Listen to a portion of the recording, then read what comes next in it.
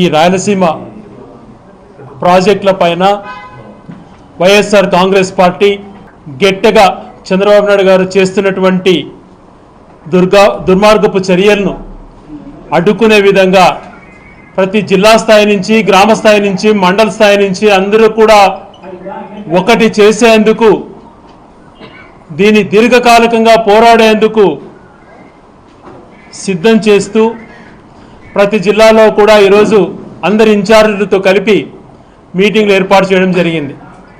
అందులో భాగంగా ఈరోజు గౌరవ అన్నమయ్య జిల్లా అధ్యక్షులు అమర్నాథ్ రెడ్డి గారు, గౌరవనీయులు తంబలపల్లి ఎమ్మెల్యే గారు ద్వారకనాథ్ రెడ్డి గారు, గౌరవ హిందూపూర్ పార్లమెంట్ పరిశీలకులు రమేష్ రెడ్డి అన్న గారు, గౌరవ రాజంపేట పరిశీలకులు సురేష్ బాబు అన్న గారు, గౌరవనీయులు మదనపల్లె ఇన్ఛార్జ్ నిసార్ అన్న గారు, కోడూరు ఇన్ఛార్జ్ గారు, పీలేరు ఇన్ఛార్జ్ గారు కొన్ని అనివార్య కారణాల వల్ల రాలేకపోయారు, వేరే పని ఒత్తిడి వల్ల. మేమందరం కూడా ఈ జిల్లా నుంచి పూర్తిగా పార్టీ ఏదైతే పిలుపునిచ్చిందో దాన్ని గట్టిగా ఏ రకంగా ఈ ప్రాంత వాసులు నష్టపోతున్నారో క్షుణ్ణంగా ప్రజలకు వివరించదలుచుకున్నాం. ఈరోజు 20 నెలలు పైగా తెలుగుదేశం ప్రభుత్వం ఏర్పడి 20 మాసాల పైన దాటింది. ఆ ప్రభుత్వం చేస్తున్నటువంటి వైఫల్యాలపైన అంతర్మతం అనేటువంటిది చేసుకోకుండా తప్పులు చేసుకుంటూనే పోతున్నారు.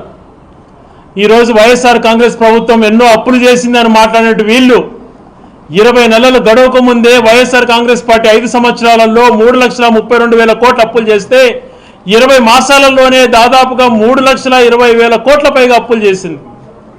కేవలం 20 మాసాల్లోనే వైఎస్ఆర్ కాంగ్రెస్ పార్టీ 5 సంవత్సరాలలో ప్రభుత్వానికి అనేక రంగాల సంక్షేమ కార్యక్రమాలు ఇచ్చి కరోనా లాంటి పరిస్థితులు వచ్చినా కూడా 3,32,000 కోట్ల అప్పులు చేస్తే పూర్తిగా అప్పుల పాలు చేసిందని ఆరోపణలు చేసినట్టు వీళ్ళు 20 మాసాలలోనే ప్రజలకు ఏమాత్రం సంక్షేమం ఇవ్వకుండా అభివృద్ధి చేయకుండా వాళ్ళు మాత్రం 3,20,000 కోట్ల అప్పులు చేసేశారు.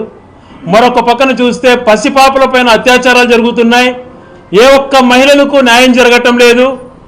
బడ్జెట్ కేటాయింపులు మనం చూసుకుంటే దాదాపుగా 1 కోటి మంది మహిళలకు 18 సంవత్సరాల నుంచి 50 సంవత్సరాల వరకు 1,500 రూపాయలు ఇస్తానని చెప్పినటువంటి పెద్ద మనిషి ₹1 మహిళలకు కేటాయించలేదు. 50 సంవత్సరాలు దాటిన ప్రతి ఒక్కరికి కూడా పెన్షన్లు ఇస్తానని చెప్పినటువంటి పెద్ద మనిషి ఇప్పటికి 20 మాసాలలో 60 సంవత్సరాలు దాటిన వాళ్ళకు ఒక్కరికి పెన్షన్ ఇవ్వలేదు. ఆ బడ్జెట్ కేటాయింపులో డబ్బులు తగ్గించాడు. పోనీ అభివృద్ధి కార్యక్రమాలకు ఏమైనా కేటాయించాడంటే అవి లేవు. ప్రతి మంగళవారం క్రమం తప్పకుండా 3,500 కోట్ల అప్పులు తీసుకుంటున్నాడు. నెల తిరగక ముందే 20,000 కోట్ల అప్పులు చేసుకుంటూ ఈ రాష్ట్రాన్ని అధోగతి పాలు చేస్తూ అరాచక పాలన చేస్తూ ప్రశ్నించే వాళ్ళపైన దౌర్జన్యాలు చేస్తూ పరిపాలన కొనసాగిస్తున్నారు. మరొక పక్కన తీసుకుంటే దేవదేవుణ్ణి కూడా రాజకీయాలకు లాగటం. రాజశేఖర రెడ్డి గారు 2 కొండలు చేశారు అన్నారు. పూర్తి ఆధారాలతో సహా 746 జీవోలో ఏముంది, రాజశేఖర రెడ్డి గారు ఎంత మంచి చేశారు, 747 జీవోలో ఎంత మంచిగా ఉంది, ఎక్కడైతే దేవాలయాలు ఉన్నాయో పవిత్రమైన దేవాలయాలలో అన్యమత ప్రచారాలు జరగకూడదు అనేటువంటి జీవోనే కాకుండా వెంకటేశ్వర స్వామికి సంబంధించినటువంటి 7 కొండలను పూర్తి హక్కుగా భావించి జీవోలు ఇస్తే ఆ రోజు ఈ పెద్ద మనిషి ఒక్క దగ్గరికి పోయినప్పుడు ఒక రకంగా మాటలు, ఇంకొకరి దగ్గరికి పోయినప్పుడు ఇంకొక రకమైన మాటలు మాట్లాడుతూ ఆ 2 జీవోలు 2009లో నీ ముఖ్యమంత్రి అయితే ఆ 2 జీవోలు ఎత్తేస్తానని మాట్లాడిన పెద్ద మనిషి ఈరోజు రాజశేఖర్ గారిని తప్పులు పట్టేదానికి రెడ్ హ్యాండెడ్గా దొరికిపోయాడు. చనిపోయినటువంటి మహానుభావుడు చేసిన మంచి కార్యక్రమాలు మళ్ళీ తలుచుకునేటువంటి అవకాశం కూడా కల్పించాడు ఆయన తప్పుదంలో. మరొక పక్కన లడ్డీ గురించి మాట్లాడుతూ అడ్డంగా దొరికిపోయాడు. ఈరోజు మనం తీసుకుంటే ఆయన చెప్పాడు జంతు కొవ్వు కలిసింది అని మాట్లాడాడు. ఈయన మాటలు నమ్మకుండా వైఎస్ఆర్ కాంగ్రెస్ పార్టీ నిజ నిర్ధారణ జరగాలి అని చెప్పి సుప్రీంకోర్టుకు పోయింది. సుప్రీంకోర్టు వాళ్ళు నియమించినటువంటి సెంట్రల్కి సంబంధించినటువంటి 2 అధికారులు, చంద్రబాబు నాయుడు గారు చెప్పినటువంటి రాష్ట్రానికి సంబంధించిన 3 అధికారులతో సిట్ ఏర్పాటు చేసి పూర్తిగా దేశవ్యాప్తంగా ఉన్నటువంటి అత్యుత్తమైనటువంటి ల్యాబ్లలో టెస్ట్ చేసి దానిపైన అంతా రిపోర్ట్ అంతా తయారు చేసి ఛార్జ్ షీట్ దాఖలు చేసింది.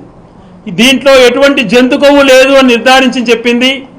ఏదైతే 4 ట్యాంకర్లు పరీక్షకు వచ్చినాయో, ఏవైతే దాంట్లో కల్తీ జరిగిందని చెప్పినటువంటి ట్యాంకర్ల పైన విచారణ జరిపి ఆ 4 ట్యాంకర్లు చంద్రబాబు నాయుడు గారు ముఖ్యమంత్రి ఉండగానే పరీక్ష చేసిన ట్యాంకర్లలో కల్తీ ఉందని నిర్ధారణ అయిన తర్వాత అదే ట్యాంకర్లు కాళహస్తి దగ్గర ఒక రోజు నిలబెట్టి తిరిగి లడ్డులో కలిపినటువంటి చరిత్ర చంద్రబాబు నాయుడు గారు. మరి రెచ్చగొట్టేటువంటి వ్యాఖ్యలు చేస్తూ, నిర్దాక్షిణ్యుడు తప్పులు చేస్తూ, ఏ ఒక్కరిని కూడా మంచిగా చేయకుండా రాష్ట్రంలో విద్వేషాలు రెచ్చగొట్టి చేస్తున్నాడు. ఒక ముఖ్యమంత్రిగా ఉండినటువంటి ఈ వ్యక్తి, ఈ రాష్ట్ర ప్రయోజనాలు కాపాడాల్సినటువంటి చంద్రబాబు నాయుడు గారు దిగజారిపోయి పక్క రాష్ట్ర ముఖ్యమంత్రి రేవంత్ రెడ్డి గారితో ఒప్పందం చేసుకొని, మామూలుగా ఒక నానుడు ఉంది, గురు శిష్యులు ఇద్దరు అని చెప్పి, ఓటుకు నోటు కేసులో ఇద్దరు కలిసి దొరికారు అడ్డంగా. ఈరోజు వాళ్ళ యొక్క ప్రయోజనాలు కాపాడుకోవడం కోసం, ఆయనకు తెలంగాణలో మేలు చేయడం కోసం రాయలసీమ ప్రాంతాన్ని, ఆంధ్ర రాష్ట్రాన్ని తాకట్టు పెట్టాడు. ఈరోజు మొత్తంగా కృష్ణా జల యొక్క కృష్ణాకు సంబంధించినటువంటి ఆ నది యొక్క దాన్నే ఉనికినే ప్రమాదకరం చేస్తున్నాడు.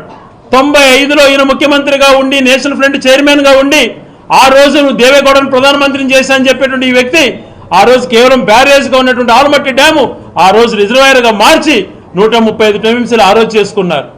మరి ఈ రోజు ఈయన ఇక్కడ చక్రం తిప్పుతూ, ఈరోజు నా యొక్క మద్దతుతో కేంద్ర ప్రభుత్వం ఉందని చెప్పేటువంటి పెద్ద మనిషి ఆల్మట్టికి సంబంధించి 70,000 కోట్ల పరిపాలన అనుమతులు ఇచ్చి మరొక 119 టీఎంసీలు ఆల్మట్టిలో ఆపితే మన నోట మట్టి కొట్టినట్టు కాదా?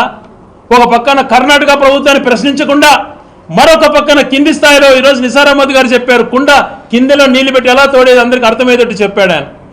ఆ రకంగా కిందలో నీళ్లు తోడుకుండే దానికి ఒక పక్కన తెలంగాణ చేస్తుంటే, ఆయనతో కుంభక్కై రాజీ అయ్యి కింద నీళ్లు కొట్టేస్తున్నారు.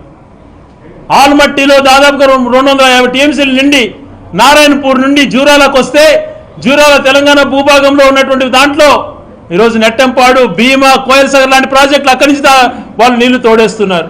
అవి పోయి శ్రీశైలం బేసిన్లోకి వస్తే, మరొక పక్క తెలంగాణ నుంచే కింది స్థాయిలో 800 అడుగుల్లోనే కల్వకుర్తి కానీ, పాలమూరు రంగారెడ్డి, దిండి ప్రాజెక్టుల ద్వారా, SLBC Srisailam left branch canal ద్వారా దాదాపుగా పైకే రాకుండా 8 టీఎంసీలు పైగా అడ్డు తోడేస్తూ కిందనే పవర్ జనరేషన్ నీళ్లు వదిలేస్తున్నారు. ఏ రకంగా రాయలసీమలో బతకాలి? కరువు కాటకాలతో దశాబ్దాలుగా ఈరోజు ఎన్నో ఇబ్బందులు పడుతున్నటువంటి రాయలసీమ వాసులకు చరిత్రలలో ఎన్నో దశాబ్దాలుగా అన్యాయం జరుగుతుంటే, దేవుడు దేవుళ్ళ రాజశేఖర రెడ్డి లాంటి వ్యక్తి ముఖ్యమంత్రి అయిన తర్వాత ఈ ప్రాజెక్టు, ఈ ప్రాంతం కూడా అభివృద్ధి చెందాలని చెప్పి శ్రీ సిటీ లాంటి సెజలు తీసుకురావడమే కాకుండా, మరొక పక్కన ఇరిగేషన్ పరంగా పోతిరెడ్డిపాడు నిర్మించి అనేక ప్రాజెక్టులు చేపట్టి జలయజ్ఞం ద్వారా కంప్లీట్ చేసి చూపించిన మహనీయుడు. కరువు ప్రాంతమైనటువంటి ఇలాంటి ప్రాంతాలలో కూడా ఈరోజు మనకు పేరుకేమో 4 నదులు పోతున్నాయి రాయచూడు చుట్టుపక్కల. ఓ పక్కన చూస్తే పాపాగ్ని, మరొక పక్కన మాండవ్య, మరొక పక్కన బహుదా, మరొక పక్కన చెయ్యేరు, 4 పోతున్నాయి. 4 దాంట్లలో కూడా ఎప్పుడో పెద్ద వర్షాలు వస్తే కానీ నీళ్ళు వచ్చే పరిస్థితి కాదు. ఈ రోజుకి శ్రీశైలం పైన ఆధారపడి, కృష్ణా జలాలపైన ఆధారపడి మనం బతుకుతున్నాం. కృష్ణా జలాలు చూడగలుగుతామా అనుకున్నటువంటి రోజుల్లో ఈరోజు మన ప్రాంతానికి కూడా కృష్ణా జలాలు వచ్చాయంటే దానికి కారకులు రాజశేఖర రెడ్డి గారు కాదా అని ప్రశ్నిస్తున్నాను. పోతిరెడ్డిపాడును పూర్తిగా నిర్మించడమే కాకుండా, దాని నుంచి 44,000 క్యూసెక్కులు పెంచుకునే విధంగా చేయడమే కాకుండా, గాలేరు నగిరి ద్వారా గండికోట కానీ, అవుకు కానీ, గొల్లపల్లి రిజర్వాయర్ కానీ, వామికొండ సర్వరాజ సాగర్ లాంటి ప్రాజెక్టులు కంప్లీట్ చేసి లక్షలాది ఎకరాలకు ఆయకట్టేయడమే కాకుండా అనేక రకాలుగా మేలు చేస్తుంటే, మరొక పక్కన హంద్రీనీవా ప్రాజెక్ట్ అనేది అవసరమే లేదు అన్నాడు చంద్రబాబు నాయుడు గారు ముఖ్యమంత్రిగా ఉన్నప్పుడు, రెండోసారి 99లో ముఖ్యమంత్రి అయిన తర్వాత. దానిని మళ్ళా టేకప్ చేసి 40 టీఎంసీలకు చేసి జీవో ఇచ్చి ఈరోజు అనంతపురం, రాయచూడి లాంటి కరువు ప్రాంతాలలో కృష్ణా జలాలు వస్తున్నాయనంటే ఆ మహనీయుడు ఒక ఆలోచన మేరకు జరిగింది. ఇవన్నీ కూడా మనకి ఇన్ని నదులు ఉన్నా కూడా ఇవన్నీ ఎప్పుడు ఫ్లో అయ్యేటి కాదు. కృష్ణా జలాలపైన ఆధారపడి ఉంటేనే మన జీవనశైలి మెరుగుపడుతుంది, మన జీవితాలకు అర్థం వస్తుంది, లక్షల ఎకరాల హార్టికల్చరల్ కానీ వ్యవసాయం చేసుకునే అవకాశం కలుగుతుంది. ఇటువంటి పరిస్థితులలో రాయలసీమ లిఫ్ట్ ఇరిగేషన్ అటువంటిది 800 అడుగుల్లోనే నేను ఇంతకుముందు చెప్పిన ప్రాజెక్టులు దాదాపుగా 8 నుంచి 10 టీఎంసీలు తెలంగాణ తోడుకుంటుంటే, ఒకవేళ జూరాల నుంచి 1,00,000 క్యూసెక్లు వచ్చేటువంటి పరిస్థితి ఉన్నప్పుడు ఒక్క అడుగు కూడా పైకి శ్రీశైలం ఎగబడేటువంటి పరిస్థితి ఉండదు. ఆ పరిస్థితి నుంచి మనకు మేలు జరగాలన్న ఉద్దేశంతో మల్లెల దగ్గర హంద్రీనీవా 837 దగ్గర ఏదైతే లిఫ్ట్ అవుతుందో దానికి ముచ్చుమరి 800 కింద అడుగులకి కేవలం 0.31 టీఎంసీనే వస్తుంది కాబట్టి అది సరిపోదు. తెలంగాణకు 10 టీఎంసీల పైన తీసుకుంటుంది. మనం కనీసం ఒక 3 టీఎంసీల పైన 33,000 క్యూసెక్ల పైన మనం అక్కడి నుంచి రాయలసీమ లిఫ్ట్ ద్వారా తీసుకుంటే రేపు పొద్దున తెలంగాణను కూడా వాళ్ళు కూడా మన దగ్గరికి మీరు కొన్ని తీసుకొని మేము కొన్ని తీసుకున్నటువంటి రాజీకైనా వస్తారు. అలా కాకుండా పూర్తిగా వాళ్ళదే పైచేయిగా వదిలేస్తే మన మనుగడ ప్రశాంతకం అవుతుంది. సో 840 అడుగులు వస్తే కానీ పోతిరెడ్డిపాడుకు 2000 క్యూసెక్కులు రావు.